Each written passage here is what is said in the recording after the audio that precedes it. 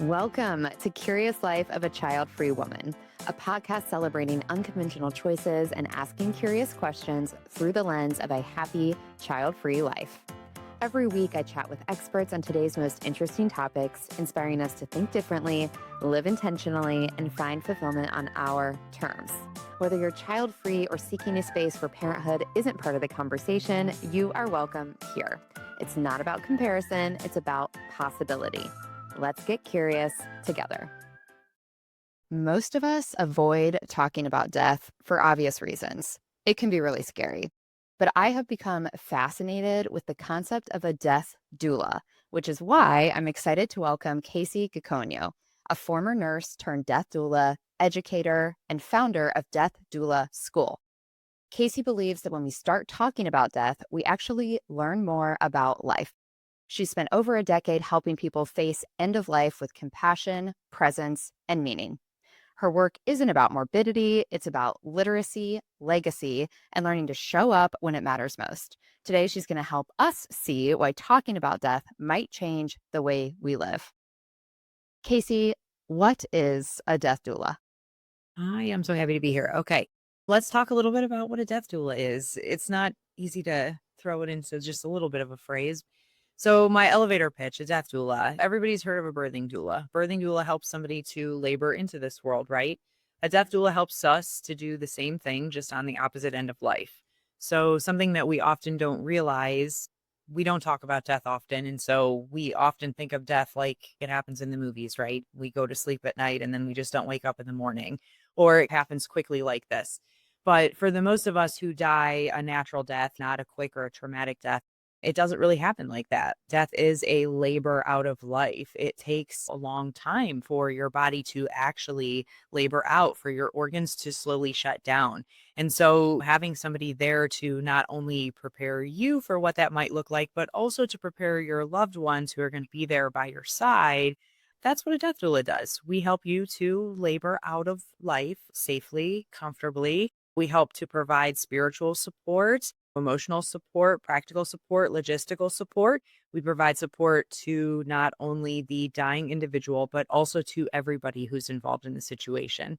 Because it's not just a situation for the dying individual. There's always other people involved, whether it be a spouse or children or just family members. It's always a situation for a lot of people that are involved. And so death doulas are able to just provide support to everybody, but also we provide a lot of educational support as well. A lot of times when people look back at the death of a loved one, they always look back at it with negative memories, fear, chaos, anxiety, things like that. Death doulas can change the way you look back at death because we can prevent a lot of those things by educating what things can look like going forward. And by educating and preparing people for it, it can take away a lot of that fear and a lot of that anxiety. And that can really change the way that people see a death so that when you do look back at it, you can look back at it differently. So that's a little bit of an example of what death doulas do. I like the phrase labor out of life because I do think most of us have this idea that, not that we like to think about this much. And that's why I'm glad we're peeling back the curtain on the reality of this, since we know it's inevitable for each of us, hopefully far, far in the distance. I think we think of death as a split second car crash, or we think of it, the dream way to pass away would be to go to sleep when you're 105 and just not wake up, right? But that's not realistic, and they don't show us all these pieces and parts in the movies. So let's talk about that education. I want to talk about a lot for the person who's passing away, but let's talking about that education for those of us listening and the loved ones around, about what's actually happening to the body when somebody is transitioning.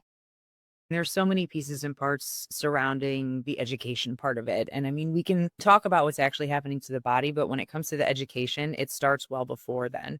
So, as a death doula, when I start working with somebody, I usually start working with them when they receive a terminal diagnosis.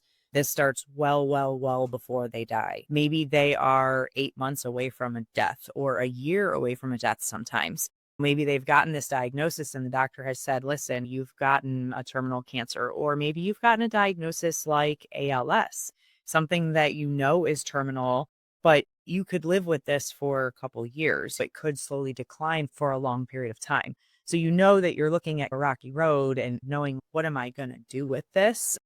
I need help, but you're not necessarily hospice appropriate, right? You can't sign on to hospice yet, but you still need some sort of help and support figuring out, I have a terminal illness here, and what am I going to do with this? And so these are the types of people who would work with a death doula, who would give us a call, right? Whether it's a cancer diagnosis or whatever type of diagnosis, I would start working with them and helping them to understand end of life planning first. That's usually my first educational step. A lot of people will have some type of end of life planning in place because people know I need to get these things in order, but there's just a lot of pieces and parts when it comes to end of life planning.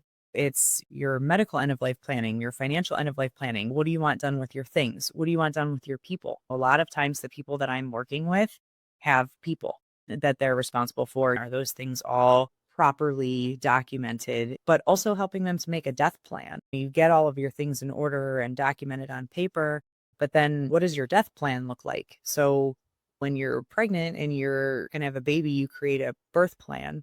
So what does it look like when you're bringing somebody into the world? Who do you want in the room with you? Do you want the lights on? Do you want the lights off? What kind of smells are going to help you be calm? What kind of sounds are going to help you be calm? Think of very similar things when I'm helping you labor out of the world. Who's allowed to be there? It's a very, very intimate moment, similar to birth, right? There's a lot of vulnerable things going on to your body. It's a private moment where you wouldn't really probably want a whole bunch of people, maybe strangers, in the room with you. So, who are your people? Who do you want there? Who do you not want there? Are there people where I really would not feel comfortable with this particular person being there? So that person is a no-no. Is there a do not enter list? Really helping people think through, what could your last weeks and days of life look like, and what can we do to make them beautiful? For instance, I had a client who always had this dream that she wanted to die on the beach. That's a really difficult thing to do. You can't necessarily drag a hospital bed onto the sand, but I can create a beach scene for you in your last days of life. I can project waves onto the ceiling, and we can have the window open with the breeze blowing in, and we can have the sounds of the ocean playing in the background. We can still rub sunscreen all over your body. The lotion's great for your skin, and the smell will just bring back so many memories for you. She had collected tons and tons of seashells because she obviously loved the beach, right? So we would just surround her with her seashells in the bed. We would rest her hands and feet in sand that she had collected, because she would always collect sand from the beach, even though you're not supposed to. This literal made her feel like she was actually at the beach when she was in her last moments of life. So, I mean, there's all these ways that you can make someone's end of life actually beautiful, right? And so that's just where the beginning of the education comes in. But then as the body starts to decline, there's all these other ways that we're educating along the way. All of a sudden, I'm not able to get up and down the steps like I used to be able to, and I just can't figure out why. Educating them like, well, this is a disease taking its course, and it's normal for you to feel this way, and helping them to understand their body along the way. People will naturally want to push themselves, and helping them to lean into understanding their body instead of pushing themselves.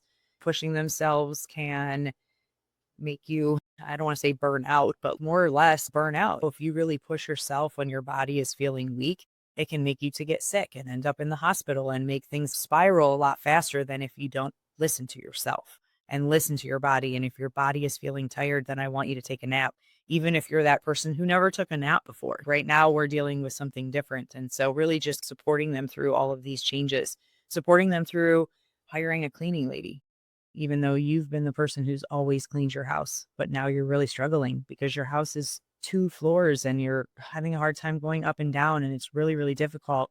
Hiring somebody to walk the dogs, because now there's these 2 dogs and they need to be walked all the time, and you can't do this anymore.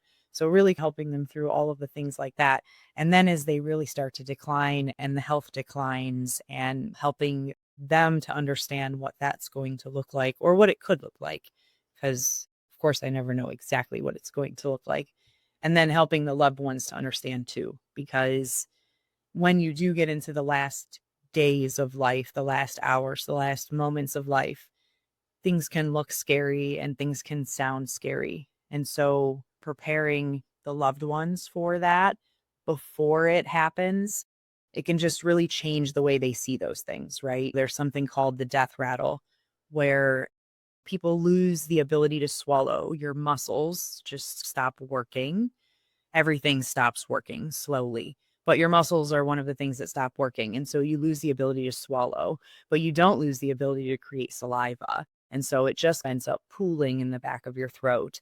And what happens is sometimes when you lay in a certain position for long enough, saliva will pool. And when you breathe, it'll create just this kind of rattle, but it more or less sounds like you're drowning in fluid. It sounds really scary. Yeah. Doesn't seem very uncomfortable for the person themselves. It's always uncomfortable for the family because it's just, oh my gosh, it sounds very scary. So preparing the family for that beforehand. Here's something that you might hear. It might sound really scary. I want you to understand what's happening because it might sound different from what's actually happening. And here's what you can do to help.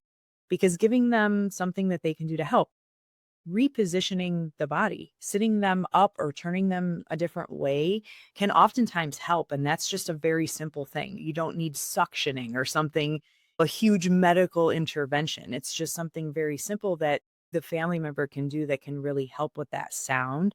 So, really preparing them for that and educating them on these things that they can do to help so that when they hear it, instead of panicking. Oh my gosh, what is that? That's so scary. That's a horrible noise. What is going on here? Not knowing what to do. It's, oh my gosh, that's a horrible noise, but I know exactly what that is. Kacie taught me exactly what to do. Come over here, help me. Let's turn her. Let's set her up a little bit. Okay, it sounds like it's going away. This is great. Let's call Kacie. Let's tell her what's going on. Just being more prepared. So that way there's not all of the fear and the anxiety and the chaos. It's more controlled chaos, I guess you could say. So preparing them for things like that. And then also preparing people for things like terminal lucidity. At the end of life, terminal lucidity is something where our last couple days of life, our body is in what we call the active dying phase. And that is a phase of active dying where our body and our organs are actively shutting down slowly. And during that time, the majority of us are just in a very, very deep sleep, very deep sleep. You're not really communicating very much at all. You're really not moving very much at all, almost like the deepest sleep you've ever been in. And so, like I said, there's not really much communication or anything happening during that time. And the family is usually understanding at this point of what's happening. Okay, this is pretty much it. And then all of the sudden, out of nowhere, there will be a day, maybe you've been in this deep sleep for 2, 3, 4 days sometime when the family's just waiting for that last breath to happen. And all of a sudden, out of nowhere, the person will wake up and they'll be wide awake and they'll be hungry and they'll be telling jokes and they'll want their favorite meal and they'll be getting out of bed. They'll go to the bathroom and everybody will be absolutely astonished. Oh my goodness, they are all better. We thought they were going to die. This is crazy. Now they're hungry. They're eating their favorite meal. They've had all of their favorite things. They're to and from the bathroom. But really, it's just the last hurrah, is what I like to call it. Or the rally is something else that it's been termed before. But in the medical world, it's called terminal lucidity. And it's just one last moment of lucidity. It can be different for every single person. It can last for a few minutes. It can last for a few hours. I've had people where it's lasted for over a day where they've been very lucid. But as soon as that goes away, very quickly death follows. So it can be so confusing to families who don't understand because they think, oh my gosh, what a miracle, they're healed. But then almost right after, death follows. Just getting people really prepared for that for two reasons, so that you don't have that crushing blow afterwards, but also so you don't waste that time. Because how incredible and what a blessing, right? If you do get that moment, because not everybody does. Not everybody has that terminal lucidity. So if you get that moment where your person all of a sudden wakes up and is lucid, don't you dare waste 1 second of it. You soak up every moment where they're lucid and they're awake, and you tell them every single thing that you want to tell them, and you listen to everything that they have to say, and you soak it all in, and just make sure that you use that time so, so valuably.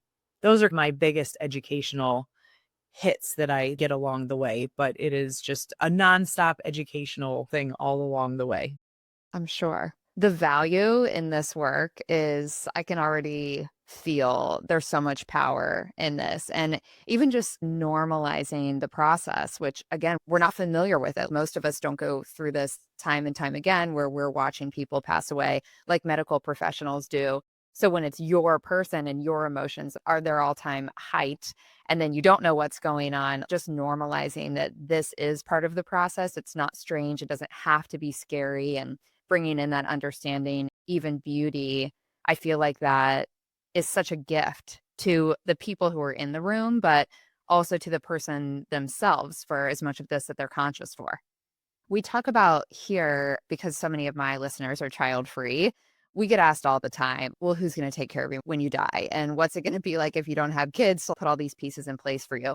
So I also appreciate the partnership you bring to the individual, to each of us. And of course, things are unpredictable, but in making a plan and having some context and having somebody else we can count on to help enforce those pieces. No, I don't want 11 people in the room. Or if I had it my way, I would like this song to be on. Whatever those pieces are in the plan that you mentioned, we haven't made birth plans. So I don't even think about that stuff. What can I control? What do I have a say over? So I appreciate that you're a partner to us in executing those things. So, as a death doula, something that I am so passionate about is educating every single person in the world about end of life planning. I obviously work with all of my clients on end of life planning, but my hope is that by the time I get to my clients, they've already got some of that down. My goal is that I'm educating a ton of people my age and your age, people younger, about end of life planning, because I'm an RN too. I don't know if I've mentioned that. And so I spent over a decade in the nursing world and healthcare, seeing death go wrong so many ways, and almost a million different ways is because of end of life planning, and that people didn't do it. They just didn't. They didn't choose their healthcare power of attorney. They didn't want to talk about it, or they did their end of life planning, but they didn't tell anybody about it. And so then there was all of that mass confusion too. I am just really, really passionate about making sure that people understand that death doesn't discriminate. Death does not only come for old people. Death comes for all of us, and none of us have any idea when death is going to come for us. And so if you are 18 years or older, you should absolutely have a plan in place today. Your plan can change. It can change a million times throughout your life. I can tell you my plan right now. Of course, I am a full code, so that if my heart were to stop right now, I would want CPR. But my plan absolutely will change when I get older, because I do not want CPR as I get nearer towards the end of my life. Or if I were to receive a terminal diagnosis, that would change. And what I want the end of my life to look like. Who do you want to take care of you at the end of your life? I have 3 boys. I don't want my boys to have to be my caregivers. I don't. So I put money away religiously to save for that. Do you have any idea how expensive it is to die in America? It is expensive to do anything in America, but it is so incredibly expensive to die in America. If you want to die at home, then you will absolutely at some point need assistance, probably from home caregivers or home nurses or things like that. That stuff can cost upwards of $10,000 to $50,000 a month. If you would rather just move into a long-term care facility, that can cost upwards of $10,000 to $150,000 a month. Just depending on what type of assistance you're looking at, you have no idea how expensive it can be to die, to need help at the end of your life. And not even just to die, right? To need help at the end of your life. Once you start declining, what happens when you get Alzheimer's, or if you get Alzheimer's, you can live with for 5, 6, 7, 8, and I've seen people live with it for 10 years, where you've slowly and steadily declined, but you need assistance that whole entire time. I mean, that is a $250,000 investment a year almost in assistance. So just understanding what the end of your life could look like and what type of care you want for yourself is so important, so that people are planning for it now. I have friends and family members even who didn't do any planning or saving, and then there's a heart attack or there's a stroke and there's no money there, and now they're in a Medicaid facility and they're being taken care of really poorly. and there's just no other options. And I wish people knew that this is what it looks like if you don't start planning and preparing for it in your 20s and in your 30s and in your 40s. But people don't talk about that because we don't talk about the end of our life. We don't talk about death. It's so incredibly important to plan and prepare for these things ahead of time. And to what you said about the child-free woman, solo agers, term that we as death doulas, we talk about solo agers because we love working with solo agers for that reason. We are your person. And I always tell people, include a death doula in your end of life planning. Make sure that it is in there, absolutely written in bold letters. It is my intent to work with a death doula at the end of life. It doesn't have to say this particular death doula, just a death doula at the end of life, so that you can have a death doula be there to be your person to get all of your things and make sure that everything works out the way that it's supposed to, so that you have somebody to advocate for you and speak for you at the end. Who do we make these end of life plans with? Do we partner with our death doula, somebody like you, to do this? Do we go to our attorney, our accountant? Is it all three? Where do we start? Yes, all three for sure. I always send people to your estate attorney first. And I don't know why, if that's just the way the checklist goes in my head. I don't know if that's necessarily have to do it in this order, if it's just the way that I do it in my head. But I always send people to the estate attorney first. Go get your state, your financial POA, your healthcare POA. Go to them and get all of that stuff in order first. I've been told by estate attorneys that that stuff should be reviewed every 3 to 5 years. You can get your whole big plan in order, but then just have it reviewed every now and again. Big life things happen, then that just needs to be reviewed to reflect it. Or, of course, God forbid you get a terminal diagnosis. Well, now you're going to obviously want them to take a look at that and make sure it's pretty solid. I would then work on your advanced directives. As a death doula, I can help walk people through their advanced directives. I help them to understand their advanced directives. I don't actually do them with them. You can do your advanced directives on your own and get them notarized. You can do them with a social worker through a hospital. I do like to walk people through them and really help them to understand their advanced directives on a deep, deep level.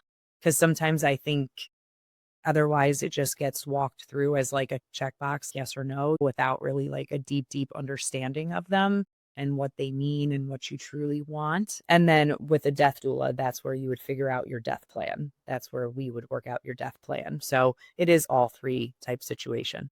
Okay. How long do you work with people? I mean, you mentioned that most people come to you when they receive a diagnosis or they cross some threshold and death is more present on their mind. What if somebody listening, or me, if I was, well, Kacie, I know I want you to be my death doula, but I'm young and healthy and hopefully that lasts for a long time. Do you have relationships with people for a long time, or do people really get it so that you can be part of that planning process, right? Or how long do you partner with people? So I definitely do have relationships with people for a long time. I have people who do that where I know that I want you to be my death doula.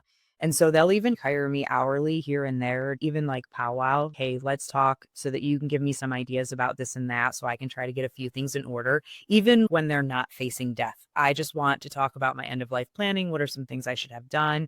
We can touch down on legacy projects too, because sometimes people will hire me just to do legacy projects, even when they're not facing death.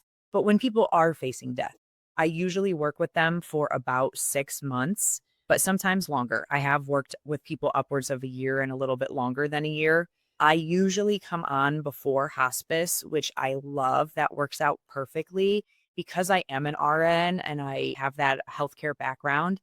Hospice is so underutilized because people have this idea that you should only use them in the last days of life. But there's so many benefits to hospice. There are so many wonderful things that hospice can do for us, and we can use them for so long.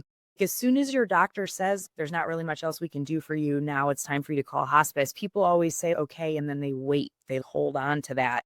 So for me to get in there before hospice, I'm always great at, again, educating about hospice, everything hospice can do for us, when we can bring them on. Now would be a really great time. And even educating on bringing hospice on before you need them. I love doing that. Why wait until you think you do need them? Because if you wait until you need them, then it's trying to bring them on when you're in the throes of something difficult? Why wait until that moment? So what? You're going to wait until you're in pain? Sit through a hospice interview with all these people you don't know? Doesn't that sound really frustrating? Let's just do it now when you're fine and you're in a great mindset and you're not struggling or anything like that. And also helping people to understand hospice does look different in each state and each county. So take this with a grain of salt because I'm talking about locally in my area. But in my area, there are tons and tons of different hospice companies. And people don't often even understand that. You have your choice of hospice company. Let's interview 3 or 4 different ones and let's see which one sounded better, which one gave us the better benefits here, which one's going to be able to offer us the better support or had the better nursing staff or whatever sounds better for our needs. And so really just helping people to understand you have all of these different options because people just don't know what they don't know, right? Unless you have an expert who knows literally everything about death, you're just going to go with the flow because you don't know what you don't know. So just me being there in their ear to feed them all of these little expert advice, tips, and helps and tricks leads them to have the best end of life experience that they can. Yeah, we go with the flow and we don't deal with any of this until we have to. And as somebody who loves to spend my money on home decor and vintage sweaters, these are the least sexy expenses to think about putting money away for my future death. But I also feel like this topic, it's exceptionally top of mind for me. We did a caregiving episode not too long ago with a caregiving expert, and I was sharing that both of my grandmothers passed away with Alzheimer's, and one of them recently passed away, and she had it actively at least 7 years. Maybe the diagnosis was a decade. And my mom and aunt were her caregivers, and a lot comes with that, right? There's beauty in that. There's a ton of emotion in that, heaviness, and just to witness what it is like in those end phases, it has lit a fire in me to be prepared. And I'm sure part of it is craving for control on my end. That might be a little bit of an illusion, but to just feel like I put some plan in place, that I'm putting money in place, that I have powers of attorney set up. We talked about long-term care insurance, all these things. And I do think it's important for everybody, but I think it's an important thing for the child-free community to learn about. And I feel like the sooner we can wrap our mind around it and try to have some optimism in it and feel like, no, we're being proactive. We're doing this now. We're setting up a plan. We're thinking about all the moving pieces and parts. In my mind, that makes me think it will be easier or somewhat easier when I get to this phase. And I think as proactive people, we want that. We just haven't always understood all of the pieces that are involved or all of our options to get help with putting these pieces in place. No, I love the way you said you trying to plan it makes you feel like you have some type of control over it because that is true. As I mentioned, being in healthcare and seeing so many deaths just go wrong, so many people will just let death happen to them. Whatever's going to happen is going to happen. And that was the vibe for so long. And I think that now there is this generational shift where people are like, no, I'm not just going to let whatever is going to happen happen. I can plan for these things. It gives you control, but really what it does is that will help any of your loved ones that are involved because I've seen how much it negatively impacts all of the loved ones when everybody does that. Whatever happens is going to happen type situation. I mean, everyone's just left, oh my gosh, not only medically, but financially. I never even really see the financial end of it because it's not, I'm a lawyer or anything like that, but I just see the drama that that causes and how that will rip families apart literally when stuff like that's not figured out. I also see the medical side of it when someone's got to decide what to do and no one's been chosen. And so now we have to go, okay, well, by law, this person's the next person. Oh, well, she hated him. He hasn't even spoken to her in 10 years. Again, that's how we have to do things here. And then that person chooses to pull the plug. Oh my. Emotional chaos. Right. Just wild stuff. It's always been one of my biggest things is to just educate about like plan, plan, plan, plan, and talk to your people. Plan about it and talk to, plan about it and talk to, because that stops the drama too. If you get it on paper, great. That's totally step one. But then step two is they need to hear from your lips. Hey, I've done my end of life planning and here's what it looks like. Here's what my wishes are. Then when you get to that where everybody's freaking out and there's this situation and this decision needs to be made, there's not really any room for drama or confusion or argument or anything because you all heard it from their lips. Here's what it is. It's on paper and here's what they wanted.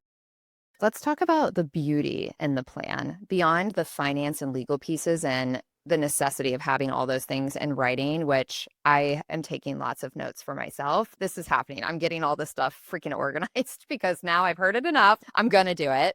But beyond that, things like that beach example that you mentioned, I've heard you talk in your content about meditation. Tell us more when you're with your patient or your client. What does it look like in those final days? What can you do for somebody that brings beauty into those moments? So I have this bit of spiritualness, I guess, about myself. First of all, I'm not scared in those moments. I'm not at all afraid of death.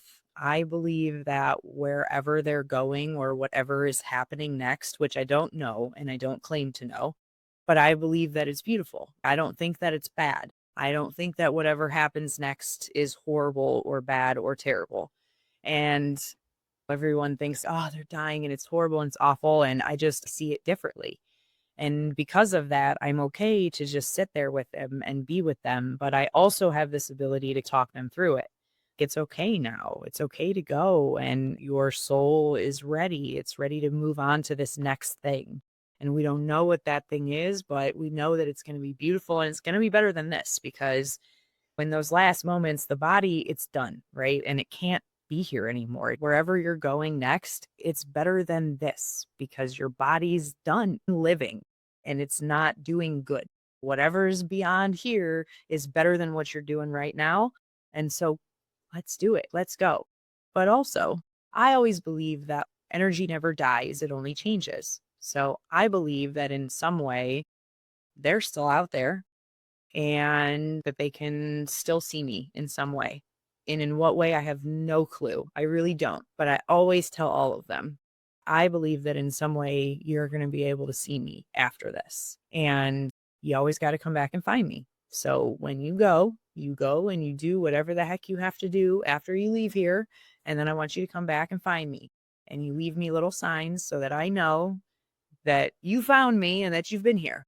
It's just this fun little experience for me, those last few moments, because I feel like it's this spiritual connection where I'm just holding their hands and I'm just walking them through this moment of it's going to be okay and you're going to be okay. And to be honest, I'm not always there in that last exact moment because it's impossible to figure out when that's going to happen. I do see them every day in the active dying phase. I will go be with them every day. But a lot of times I will see them and speak to them and whisper sweet nothings in their ears. And then I leave and sometimes they go after I leave. And I always like to tell them that I'm leaving and I want you to go with me. And so I think it's interesting how many times I get that call after I left, she's gone. And it always makes my heart warm because I'm like, they listened, they came with me. That's the little specialness that I do. But the additional little added touch for those moments is that the family is usually giving their all to that person. And those days can be really long. And I've seen people actively die for upwards of 14 days. And so that means that you're watching your loved one day after day look more and more and more and more like they're dying. And every day you think today's the day they're going to die and then they don't. And it gets to a point where you start wishing, I wish they would die already. And that's such a weird, horrible, terrible, conflicting feeling that people really, really get. These families will sit by their side for day in and day out, and they will forget to take care of themselves. They will forget to eat. They will forget to shower. And so the second part of what I'm doing is taking care of them. I show up with coffee. I show up with bagels. I show up with flowers to make sure the room is looking nice. I will say, hey, why don't you go take a shower, go take a walk outside and let me sit here and hold their hand. I'll do whatever it is that I need to do to try to make things feel just a little bit more normal so that they can still be a little bit more themselves while this is going on. So those are the two sides of the coin of what I do when people are in that active dying phase in those last few days of life.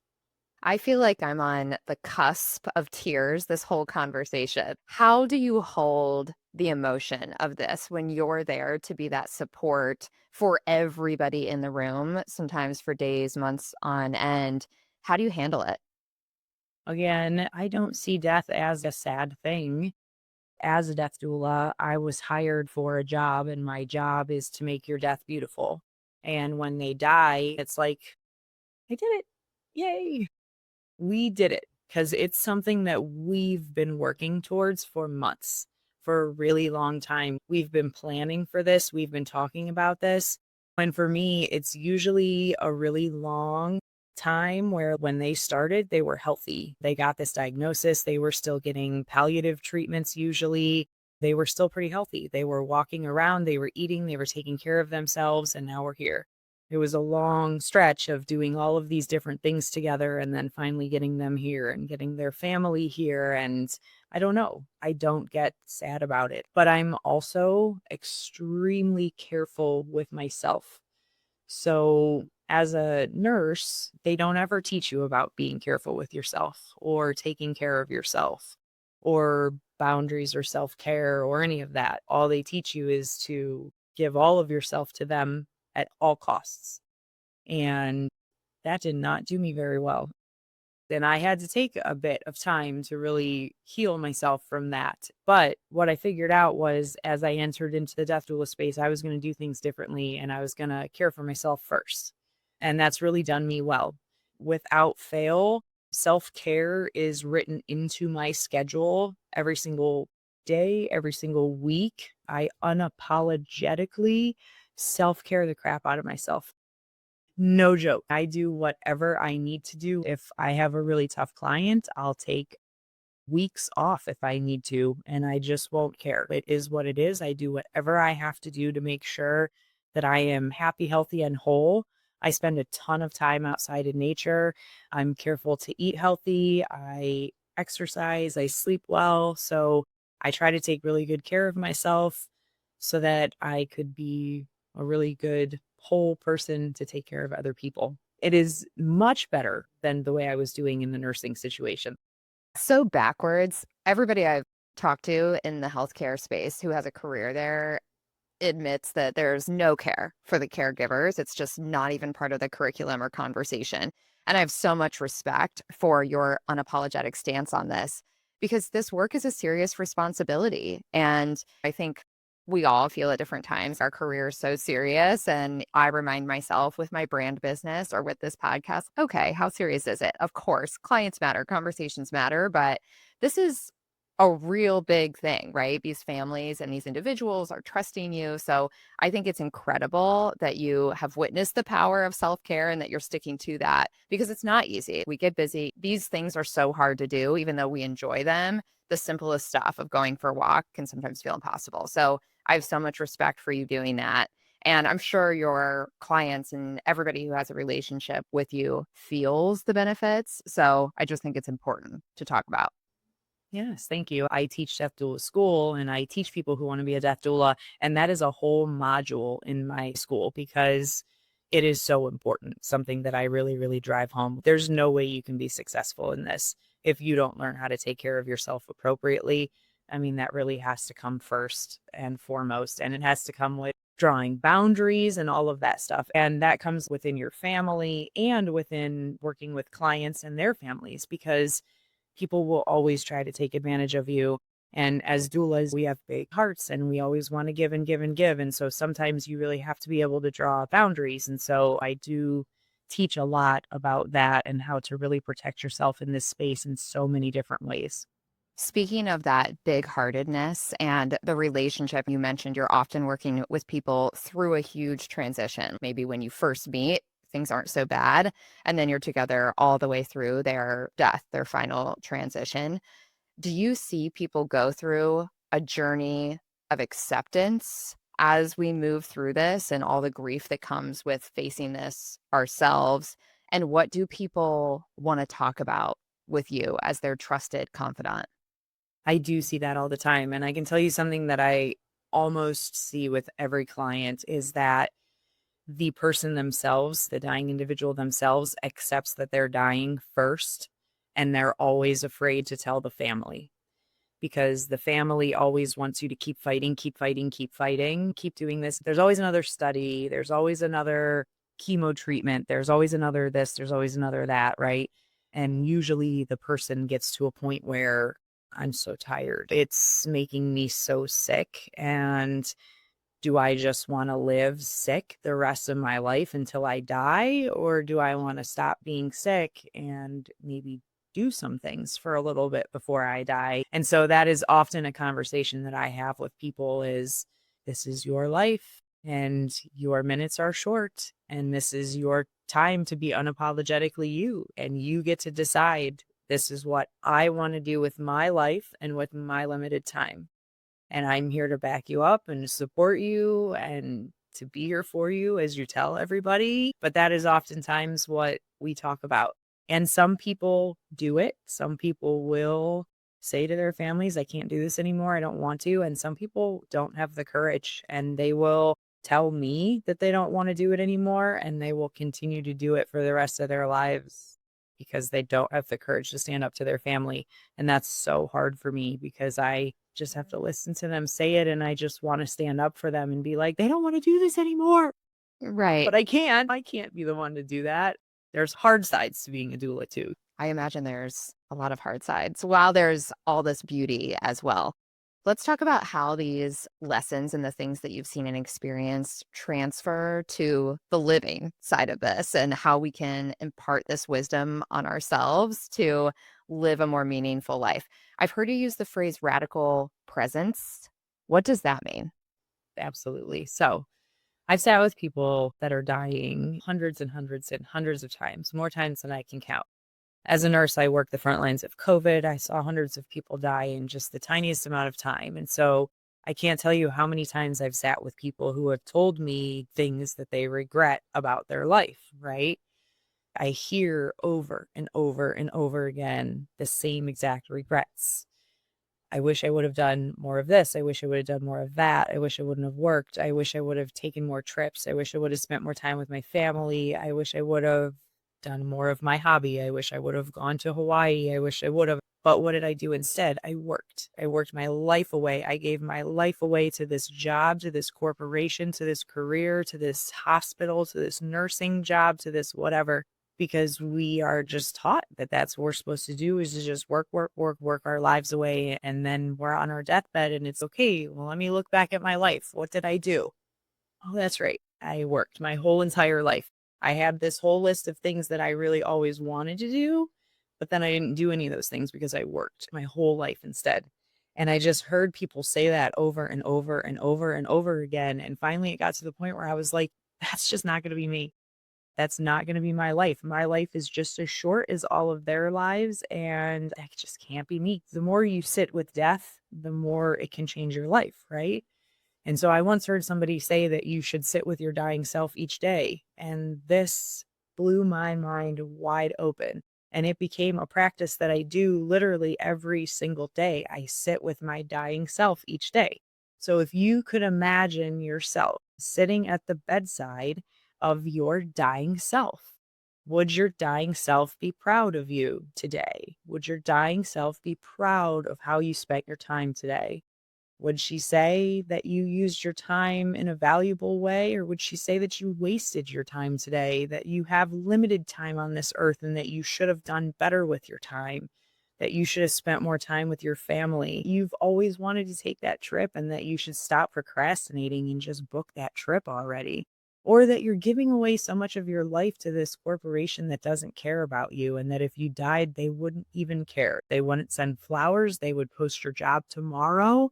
Stop giving away all of your life to them and book that trip or do that thing or open that business you always wanted to open. Do that thing that you always wanted to do. Stop procrastinating because life is just so short. So this is what death has taught me about life, is to just stop procrastinating and to just start doing.